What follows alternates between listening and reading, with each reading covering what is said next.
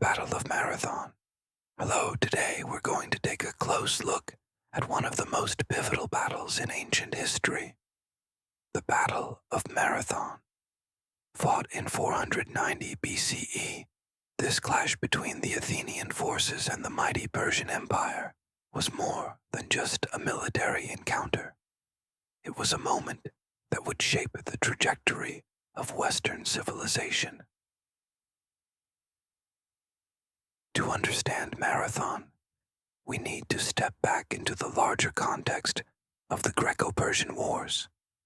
The Persian Empire under Darius I was vast, stretching from modern-day Iran across Asia Minor and into parts of Africa. It had already subdued the Greek city-states of Ionia in Asia Minor. However, in 499 BCE, the Ionian revolt erupted, and Athens and Eretria supported the rebels. This support enraged Darius. He vowed not only to punish Athens and Eretria for their defiance, but also to extend Persian control over mainland Greece. His invasion plan was both punitive and strategic. In 490 BCE, he launched an expedition across the Aegean. The Persian army, led by Datis and Artaphernes, landed at Marathon, a plain northeast of Athens, ideal for their cavalry. The Persians brought around 20,000 to 25,000 troops, including infantry, archers, and cavalry, though estimates vary. Their army was experienced, well-organized, and had conquered many lands. The Athenians, under the general Miltiades, fielded around 9,000 hoplites, heavily armored citizen soldiers, and were joined by roughly 1,000 men from the city of Plataea, their allies. Notably, the Athenians had no cavalry and few archers. They were outnumbered and by conventional standards outmatched. However, they had two crucial advantages: the hoplite phalanx formation, which was highly effective in close combat, and the terrain of Marathon, which Miltiades used to neutralize Persian strengths. Miltiades persuaded his fellow generals not to wait for reinforcements from Sparta, which were delayed by religious observance. Instead, he argued for an immediate attack. He also made a bold tactical decision. He thinned the center of his phalanx and strengthened the flanks. This was a risky move, but it would prove decisive. Miltiades knew that if the Persians could break through the center, they would push deep into Greek lines. But if the flanks held, the Greeks could encircle the enemy. The Athenians charged the Persian lines, reportedly running across the plain about a mile, which was unusual for hoplites.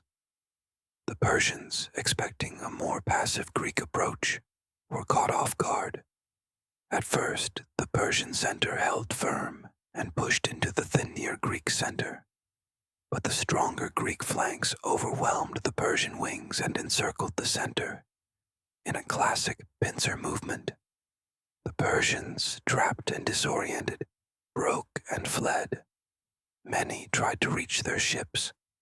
In the chaos, about 6,400 Persians were killed, according to Herodotus. The Greeks lost only 192 Athenians and 11 Plataeans, a stunningly low number for ancient combat. The surviving Persians retreated to their ships, possibly planning to sail around to attack an undefended Athens. But the Greek army marched quickly back to the city and arrived in time to block the harbor, forcing the Persians to abandon their plan.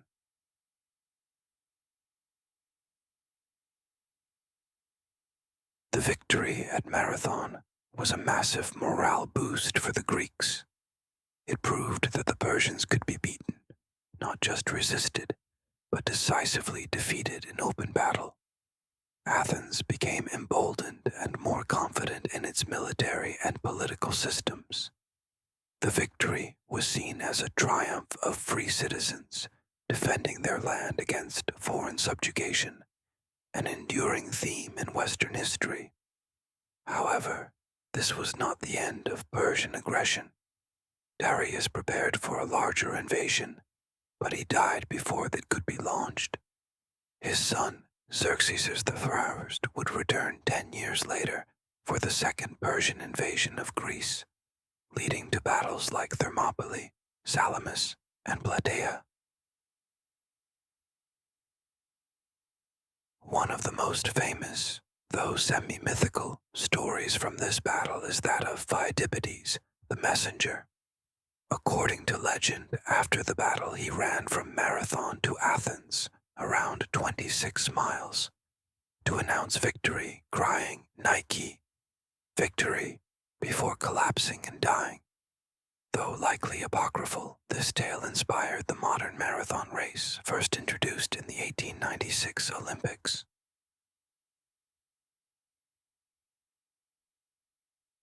So, the Battle of Marathon was far more than just a military engagement.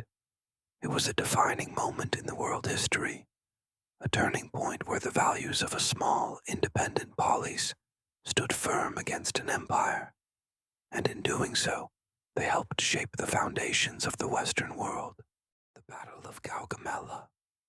The Battle of Gaugamela, fought on October 1st, 331 BCE, was one of the most significant engagements in ancient military history. It pitted Alexander the Great of Macedon against Darius III of the Persian Achaemenid Empire. The outcome decisively shifted the balance of power in the ancient world and marked the effective end of Persian imperial dominance. Historical background. Rise of Alexander. After ascending to the Macedonian throne in 336 BCE, following his father Philip II's assassination, Alexander embarked on a campaign to conquer the Persian Empire, long the dominant power in the Near East. Previous campaigns. Prior to Gaugamela, Alexander had already defeated Darius at the Battle of Issus, 333 BCE, and had taken control of key territories in Asia Minor, Egypt, and Syria. Darius's strategy. Darius retreated eastward and regrouped. He amassed a massive army at Gaugamela, near modern-day Mosul, Iraq, intending to use the flat terrain to his advantage, ideal for his cavalry and war chariots. Forces and preparations. Persian army. Ancient sources like Arrian and Curtius Rufus suggest Darius's forces numbered between 200,000 and 1 million, though modern estimates suggest perhaps 100,000 to 250,000. It included heavy cavalry from various satrapies, infantry from across the empire, elephants and scythed chariots. Macedonian army. Smaller but highly disciplined, Alexander's army numbered around 40,000 infantry and 7,000 cavalry. Key units included the companion cavalry, the phalanx, armed with sarissas, long spears, hypaspists, elite infantry. Battlefield preparation. Darius had the battlefield leveled to maximize chariot effectiveness. Alexander scouted the field and developed a flexible battle plan. Course of the battle opening movements. Darius began with a frontal assault, deploying his chariots and advancing with cavalry and infantry. Alexander, leading his right wing, moved diagonally to the right, drawing part of the Persian cavalry away from the center. The Macedonian strategy. As the Persians attempted to outflank Alexander's right, he waited for the moment when their lines were stretched and partially disordered. Meanwhile, the Macedonian phalanx held firm in the center, absorbing the Persian onslaught. Breakthrough. At the critical moment, Alexander launched a direct cavalry charge into a gap in the Persian line, aiming for Darius. Darius, once again facing the possibility of being encircled or captured, fled the battlefield, triggering panic and collapse among Persian ranks. Fighting on the left. On the Macedonian left, Parmenion faced intense pressure from Persian cavalry. Communication was delayed, but Alexander eventually detached forces to relieve him. Despite this moment of tension, the Macedonians held their ground and pushed back the Persians. Aftermath and consequences. The Persian army suffered massive losses. The Macedonians had relatively few casualties, likely fewer than 1,000. Darius fled to Ecbatana, modern Iran, but his power was broken. He was later betrayed and killed by his own satraps. Alexander proceeded to Babylon, Susa, and Persepolis, gaining control over the heart of the Persian Empire. The battle demonstrated, Alexander's tactical brilliance, with the superiority of discipline and strategy over sheer numbers. The beginning of a new era, the Hellenistic world.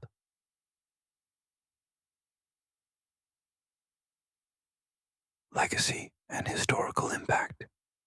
The Battle of Gaugamela is studied in military academies to this day. It showcases principles like maneuver warfare, cohesion, and decisive leadership. Alexander, at just 25 years old, had toppled the mightiest empire of his time. In conclusion, Gaugamela was more than a battle. It was a turning point in history. It not only sealed Alexander's legacy as one of the greatest military commanders in history, but also reshaped the ancient world, merging East and West in ways that influenced art, science, and governance for centuries to come. The Battle of Tours, also known as the Battle of Poitiers, was fought in October 732 between the Frankish forces led by Charles Martel and the invading Muslim army of the Umayyad Caliphate under the command of Abd al-Rahman al-Ghafiqi. This confrontation occurred near the city of Tours in what is now modern-day France, and is widely considered a turning point in European history. The conflict was the culmination of a series of Muslim incursions into the Frankish territories following the rapid expansion of the Islamic Caliphate across North Africa and into the Iberian Peninsula. The Umayyads, having already established dominance in Spain, aimed to push further north into Europe. Charles Martel, the de facto ruler of the Frankish kingdom and grandfather of Charlemagne, responded by rallying his forces to confront the invaders. The battle itself was intense and reportedly lasted several days, with the Frankish forces holding a strong defensive position in a forested area that neutralized the cavalry advantage of the Umayyad army. What made the Battle of Tours particularly significant was its outcome. The Franks, though outnumbered, managed to repel the Umayyad forces, and Abd al-Rahman was killed in the fighting. The victory halted the northward expansion of Islam into Western Europe and solidified Charles Martel's reputation as a capable and decisive leader. While some modern historians argue that the significance of the battle has been overstated, suggesting that logistical and internal political issues within the Umayyad realm played a larger role in halting their advance. Contemporaries and later chroniclers viewed it as a divine triumph that protected Christendom. The battle reinforced the growing power of the Carolingian dynasty and laid the groundwork for the later unification of Western Europe under Charlemagne. In addition to its military and political implications, the Battle of Tours carried considerable cultural and religious weight. For medieval Christian Europe, it became a symbol of resistance against Islamic expansion and a rallying point for Christian unity. Over the centuries, it was mythologized as a civilizational clash between Christianity and Islam, even though the actual motivations for the conflict were likely more pragmatic, involving control over territory and resources.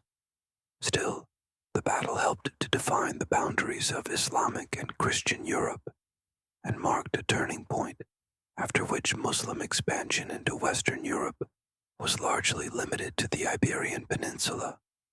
In conclusion, the Battle of Tours stands out as a significant moment in early medieval history, not just for its immediate military consequences, but for its enduring legacy in shaping the religious and political contours of Europe.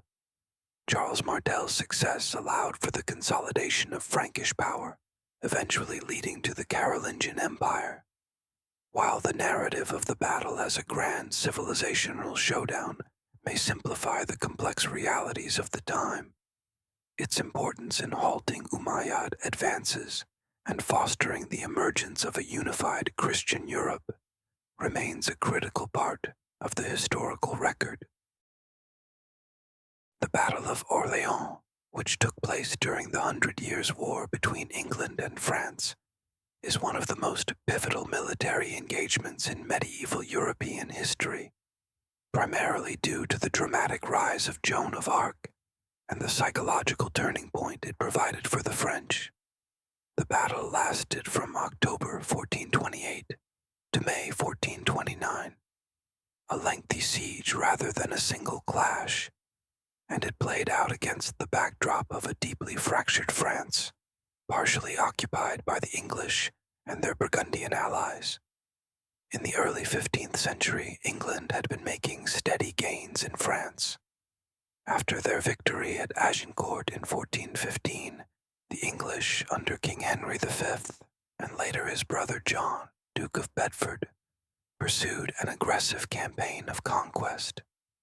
By 1428, they sought to solidify their control over northern France by advancing south into the Loire Valley, with the ultimate goal of capturing Orléans, a strategically vital city that acted as the key to the southern part of the kingdom. Its capture would have allowed the English to strike deeper into French territory, potentially ending French resistance entirely. Orléans was situated on the northern bank of the Loire River and was heavily fortified, but the French were demoralized, disorganized, and suffering from political division. The Dauphin, Charles VII, who had not yet been officially crowned, was seen by many as weak and ineffective. The English army under Thomas Montague, the Earl of Salisbury, began the siege in October 1428 with about 5,000 troops. They quickly established positions around the city and set up bastilles, or siege fortresses, to isolate Orléans from reinforcements. The early phase of the siege saw English success. In fact, an initial cannon shot killed the Earl of Salisbury just days into the operation, which shook English command but did not halt the siege. His death brought William de la Pole, the Earl of Suffolk, into a more prominent role. Meanwhile, the French were struggling to maintain morale and lacked a coordinated response, with their forces scattered and their leadership hesitant. Then came the unexpected and transformative arrival of Joan of Arc in early 1429. A young peasant girl claiming divine visions, she convinced Charles VII to grant her an audience and, remarkably, command of a relief force. Though initially viewed with skepticism by military commanders and the court, Joan's presence revitalized the French. Her conviction, religious fervor, and charismatic leadership became a rallying point, not just for the soldiers, but for a population desperate for a sign of divine favor and national salvation. In April 1429, Joan entered Orléans with supplies and reinforcements, slipping past English lines. She wore armor and carried a banner bearing the image of Christ, a symbol that inspired awe among her followers and dread among her enemies. Over the following days, she led a series of attacks against the English fortifications, including the crucial Bastille of Saint-Lô and the heavily defended fortress of Les Tourelles on the southern bank of the Loire.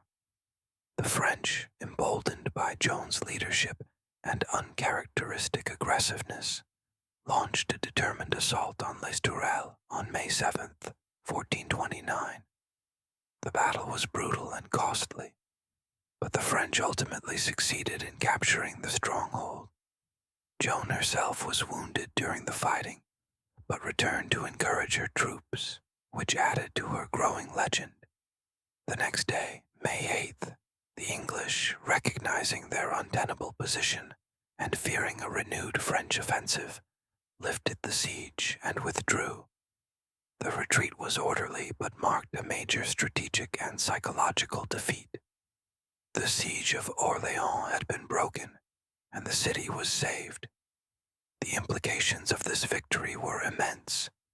Militarily, it halted the English advance and preserved the French heartland. Politically, it legitimized Charles VII's claim to the throne. Symbolically, it marked the turning point of the 100 Years' War. Joan of Arc's role elevated her to near mythical status and provided a divine narrative to the French cause. It led directly to Charles VII's coronation at Reims later that year, a traditional requirement for a French king, which Joan insisted was crucial to uniting the country. Though the war would continue for another 2 decades, the Battle of Orléans shattered the aura of English invincibility and gave the French a reason to believe in victory. It is remembered not only for its strategic significance, but for the extraordinary emergence of Joan of Arc, who changed the course of French history not by conventional military skill, but through inspiration, conviction, and unwavering faith. The Battle of Trafalgar, fought on October the 21st, 1805, was a decisive naval engagement that shaped the course of the Napoleonic Wars and confirmed British naval supremacy for over a century. It was a confrontation between the British Royal Navy, commanded by Vice Admiral Horatio Nelson, and the combined fleets of France and Spain, under the command of Admiral Pierre-Charles Villeneuve and Admiral Federico Gravina.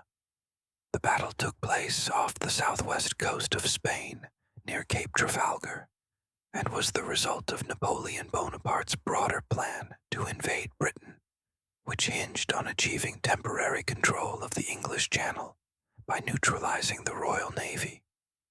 In the years leading up to Trafalgar, Napoleon had established himself as the dominant land power in Europe, but the British Isles remained out of his grasp due to the Royal Navy's overwhelming presence and the natural barrier of the Channel. To make his planned invasion possible, Napoleon needed to secure maritime passage for his Grande Armée, which was massed at Boulogne. The French strategy involved combining their Atlantic fleet, based at Brest, with the Spanish fleet and other French squadrons, and then slipping past the British blockade to gain control of the Channel, at least for a brief window. Admiral Villeneuve was tasked with executing this maneuver. In early 1805, he led the French fleet from Toulon to the West Indies, hoping to draw British forces away from Europe. He then returned to European waters, eventually anchoring his fleet at Cadiz, a Spanish port. However, his movements were closely monitored by the British, and Nelson, after returning from a short stay in England, resumed command of the British fleet stationed off the Spanish coast. Though Nelson's force was slightly outnumbered, 27 ships of the line against 33 French and Spanish, it was far superior in training, cohesion, and leadership. The combined Franco-Spanish fleet left Cadiz on October 19th, 1805, under pressure from Napoleon, who was growing impatient with Villeneuve's lack of initiative. Villeneuve had received word that he was to be replaced by a more aggressive commander and sought to salvage his reputation.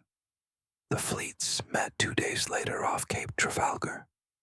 Nelson famously divided his fleet into 2 columns and sailed them perpendicularly into the enemy line, a bold and unconventional tactic that violated the standard naval warfare doctrine of the time, which favored parallel engagements.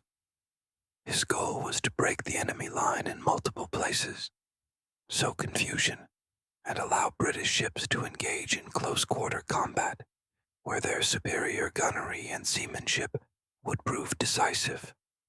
Nelson led one column aboard HMS Victory, while his second-in-command, Vice Admiral Cuthbert Collingwood, led the other aboard HMS Royal Sovereign. As the British ships closed in, they endured intense broadsides from the enemy, but the tactic succeeded. The British broke the Franco-Spanish line in 2 places and quickly turned the battle into a chaotic melee. British crews, operating with remarkable discipline and firing faster and more accurately, soon gained the upper hand. French and Spanish ships began to fall one by one, unable to coordinate in the face of British aggression and the breakdown of their battle formation. In the midst of battle, Nelson was struck by a French sniper's musket ball, fired from the rigging of the French ship Redoutable. The bullet entered his shoulder, passed through his lung, and lodged in his spine. He was carried below decks, where he lingered for several hours. Despite the mortal wound, Nelson lived long enough to learn that the British had achieved a decisive victory. His final reported words were, "Now I am satisfied. Thank God I have done my duty." The outcome was a catastrophic defeat for the Franco-Spanish alliance. The British captured or destroyed 22 enemy ships without losing a single one of their own. Many of the captured ships were so badly damaged, they sank or had to be scuttled. Admiral Villeneuve was captured and taken to England, while Admiral Gravina was mortally wounded and died months later. British casualties were relatively light compared to the magnitude of the victory, though the loss of Nelson was deeply felt throughout Britain and later commemorated by monuments and naval traditions. The consequences of the Battle of Trafalgar were far-reaching. Napoleon's dream of invading Britain was effectively ended. Without naval control of the Channel, the logistics of transporting his army across were impossible. Although the war on the continent would continue, and France would achieve further victories on land, Britain's command of the seas was now unquestioned.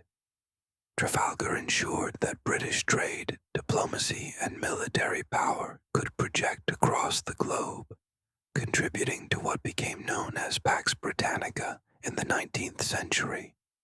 Furthermore, the battle solidified certain doctrines of naval warfare. Nelson's bold tactics demonstrated the value of decisive action, flexibility, and aggressive engagement over rigid adherence to conventional formations. His legacy would influence naval thinking for generations.